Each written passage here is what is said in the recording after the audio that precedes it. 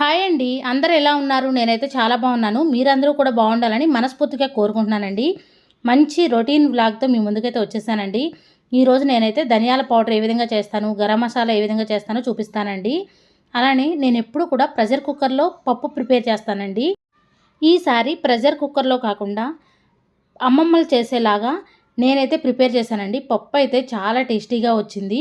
ఇదైతే శుక్రవారం రోజు తీసిన వ్లాగ్ అండి. శుక్రవారం రోజునైతే మా వారైతే చికెన్ తెచ్చారండి. నేను శుక్రవారం రోజున కానీ శనివారం కానీ చికెన్ అయితే ఏం తినండి. మా పిల్లల కోసం మా వారి కోసం అయితే ప్రిపేర్ చేశాను.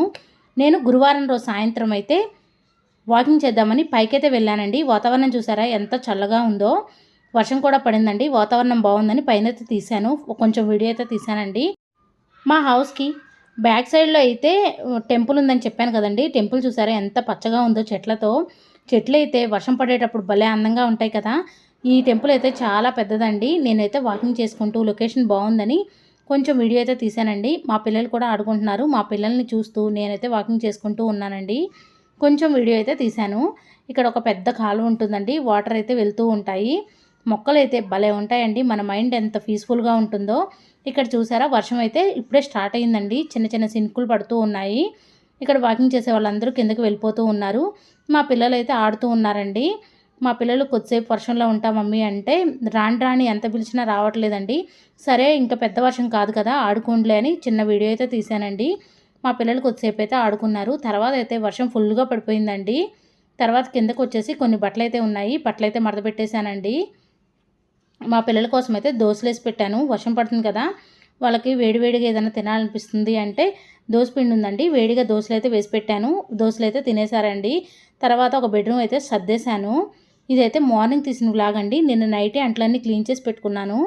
ఉదయం లేచి ఇల్లు గుమ్మాలన్నీ శుభ్రంగా చేసుకొని ఇంటి ముందు అయితే ముగ్గు వేసుకున్నానండి. నిన్న నైటే స్టవ్ మొత్తం క్లీన్ చేసి పెట్టుకున్నాను.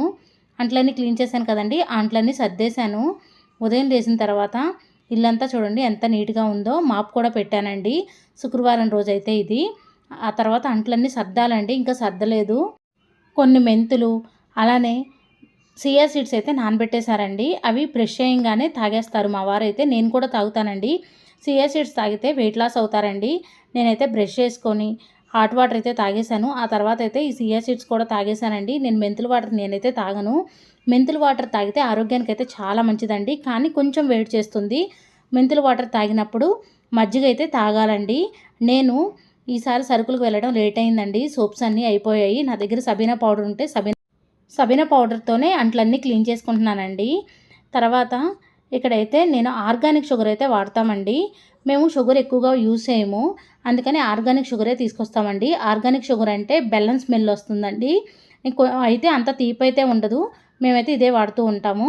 ఇక్కడ షుగర్ అయిపోయిందని ప్యాకెట్ అయితే ఓపెన్ చేసి బాటిల్ అయితే నింపుతూ ఉన్నానండి. మా వారి కోసం అయితే టీ అయితే పెట్టేశాను. దోసపిండి అయితే ఉందండి. పిల్లలకైతే దోశలేసి ఇచ్చాను. ఆ తర్వాత మా వారైతే చికెన్ తీసుకొచ్చారండి. మా వారు నెలలో ఒక్కసారే తెచ్చుకుంటారండి చికెను. అది కూడా శుక్రవారం రోజున కానీ లేదంటే మంగళవారం కానీ తెచ్చుకుంటారండి. నాకైతే మంగళవారం శుక్రవారం తెచ్చుకుంటే పెద్దగా ఇష్టం ఉండదు. కానీ వాళ్ళకి ఇష్టానికి తగ్గట్టు చేసి పెట్టాలి కదా. అందుకే నేనైతే ఏమీ అన్నండి. నేను పూజ చేసుకున్నా సరే నేనైతే తిన్ను. కానీ వాళ్ళకైతే వండి పెడతానండి. తర్వాత అంట్లయితే సర్దేస్తున్నాను. ఇక్కడ చికెన్ పులుసు అయితే ప్రిపేర్ చేస్తున్నానండి. చికెన్ పులుసు చేయడానికి నేను ముందైతే చికెన్ని శుభ్రంగా కడిగి నేను పసుపు కల్లుప్పు వేసి నీట్గా కడుగుతానండి. చికెన్ మొత్తాన్ని ఒక బౌల్లో వేసానండి. మా సైడ్ అయితే చట్టి అంటారు. మరి మీ సైడ్ ఏమంటారో కామెంట్ చేయండి. ముందైతే చికెన్ని ఉడికించుకున్నానండి. చికెన్లో కొద్దిగా పసుపు కారం వేసి చికెన్లో ఉన్న నీరంతా పోయేంత వరకు ఉడికించుకొని పక్కన పెట్టుకున్నానండి. ఆ తర్వాత అయితే ఒక ప్యాన్ పెట్టుకొని కొద్దిగా ఆయిల్ వేసుకొని చికెన్ని కొన్ని 4 ముక్కలు అయితే ఫ్రై చేశానండి. మిగతావి అయితే పులుసు పెట్టాను. చికెన్ ముక్కలను వేసి ముందైతే మంచిగా ఫ్రై చేసుకున్నానండి. చికెన్ ముక్కలు మంచిగా ఎర్రగైన తర్వాత ఉల్లిపాయ ముక్కలు అయితే వేసానండి. నేను ఎప్పుడు కూడా చికెన్ పులుసులో ఉల్లిపాయ పేస్ట్ అయితే వేస్తానండి. ఒక 2 టైమ్స్ నుంచి ఉల్లిపాయ పేస్ట్ వేయకుండా ఉల్లిపాయ ముక్కలే వేస్తున్నానండి. మేమైతే 1 కేజీ చికెన్లో ఒక పావు కేజీ చికెన్ ఫ్రై అయితే చేశానండి. మిగతాదంతా పులుసు అయితే ప్రిపేర్ చేశాను. ఇక్కడ చికెన్ ముక్కలు మంచిగా వేగిన తర్వాత ఉల్లిపాయ ముక్కలు కూడా వేసి దాంట్లో పసుపు ఉప్పు కారం వేసానండి. ఉల్లిపాయ ముక్కలు మగ్గిన తర్వాతే కారం వేశాను. ఈ విధంగా మగ్గిన తర్వాత చూసారా మంచిగా ఫ్రై అయినట్టు అనిపించాయి. ఈ స్టేజ్లో ఉన్నప్పుడు వాటర్ అయితే పోసేసుకుంటానండి. ఇక్కడ ముందైతే ధనియాల పౌడర్ చేస్తున్నాను. ముందు గరం మసాలా అయితే ప్రిపేర్ చేసుకున్నానండి. గరం మసాలాకైతే ధనియాలు, అలాగే ఒక 10 లవంగాలు, ఒక 5, 6 మిరియాలు, దాల్చిన చెక్క, ఒక యాలుక్కాయ ఇవన్నీ వేసి మంచిగా ఫ్రై చేసుకొని చల్లారనిచ్చి తర్వాత మిక్సీ పట్టుకున్నానండి. ఇక్కడైతే ధనియాల పౌడర్ కోసం అయితే అచ్చం ధనియాలనే వేయించి పౌడర్ అయితే చేసుకుంటున్నానండి. ఇంట్లో గరం మసాలా ప్రిపేర్ చేసుకొని చికెన్లో వేసుకుంటే ఆ టేస్టే వేరండి. అలానే వెల్లుల్లి పేస్ట్ కూడా, అల్లం వెల్లుల్లిపాయ పేస్ట్ కూడా మనం ప్రిపేర్ చేసుకొని అప్పటికప్పుడు వేసుకుంటే టేస్ట్ చాలా బాగుంటుందండి. నేనైతే ఎప్పుడు కూడా గరం మసాలా కానీ ధనియాల పౌడర్ కానీ ఇంట్లో ప్రిపేర్ చేసుకుంటాను. అలానే ఒక్కొక్కసారి కుదరినప్పుడు ప్యాకెట్స్ కూడా తెచ్చుకుంటానండి. ఇదివరకు అయితే అసలు ఎప్పుడూ కూడా ప్యాకెట్స్ తెచ్చేదాన్ని కాదు. ఈ మధ్యలో కుదరక ప్యాకెట్స్ తెచ్చుకుంటున్నానండి. కానీ ప్యాకెట్స్లో కన్నా మనం ఇంట్లో ప్రిపేర్ చేసుకొని వేసుకుంటేనే బాగుంటుంది. నేనైతే ప్రిపేర్ చేసి ఒక డబ్బాలో స్టోర్ చేసుకున్నానండి. ఇక్కడ చూసారా, చికెన్ మంచిగా మగ్గిపోయిన తర్వాత వాటర్ అయితే పోసాను. దాంట్లో కొద్దిగా ధనియాల పౌడర్ కూడా వేసానండి. చికెన్ ఫ్రై కోసం అయితే ఒక ప్యాన్ పెట్టుకొని చికెన్ ముక్కలను వేసి, చికెన్ని మరీ డీప్ ఫ్రై చేయలేదండి. చికెన్ ముక్కల్లో ఉన్న పచ్చివాసన అంతా పోయి ఎరుపు రంగు వచ్చేంత వరకు వేయించి ఆ తర్వాత ఉల్లిపాయ ముక్కలను అయితే వేశాను. ఆ ఉల్లిపాయ ముక్కలు కూడా మగ్గిపోయిన తర్వాత పసుపు, ఉప్పు, కారం వేసి ఆ తర్వాత ధనియాల పౌడరు, గరం మసాలా వేసి చికెన్ ఫ్రై అయితే ప్రిపేర్ చేశానండి.